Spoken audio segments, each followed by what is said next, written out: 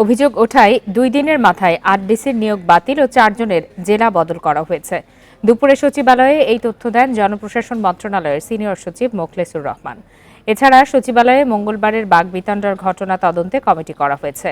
7 দিনের মধ্যে সুপারিশ সহ প্রতিবেদন দেবে কমিটি।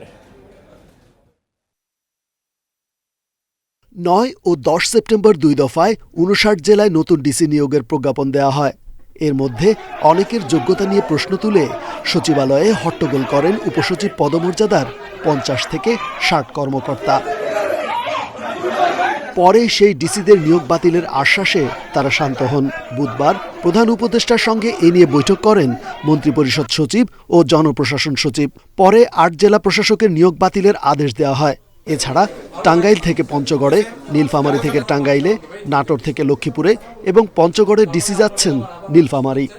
কনস্ট্রাকটিভ রিপোর্ট এবং বিভিন্ন অভিযোগের ভিত্তিতে যেই সমস্ত পদায়নকৃত জেলা প্রশাসকের বিরুদ্ধে ভ্যালিড অভিযোগ পাওয়া গিয়েছে, কানুনের পর্যালোচনা করে ইমিডিয়েট যেটা হয়েছে, অলরেডি 8 জন ডিসিকে তার নিয়োগ বাতিল করা হয়েছে। এদিকে সচিবালয় হট্টগোলের ঘটনায় স্বাস্থ্য মন্ত্রণালয়ের সচিবকে তদন্তের নির্দেশ দেওয়া হয়েছে। সরকার এটা কেন ঘটল এইটার কারণ জানার জন্য 1 পারসন কমিটি, আমরা বলি 1 সদস্য বিশিষ্ট একটা কমিটি করেছে, headed by senior secretary ministry of health and family welfare. এবং এটা টিওআরে বলা হয়েছে 7 কর্মদিবসের মধ্যে এটার প্রতিবেদন রিপোর্ট সুপারিশ সহ দাখিল করতে হবে।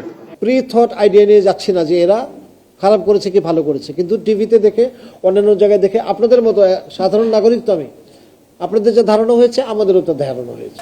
অন্তর্বর্তী সরকার দায়িত্ব নেওয়ার পর প্রশাসনে ব্যাপক রদবদল করা হয়েছে। গত 1 মাস ধরে পদোন্নতি বা গুরুত্বপূর্ণ মন্ত্রণালয়ে যেতে দৌড়ঝাঁপ করছেন কর্মকর্তারা।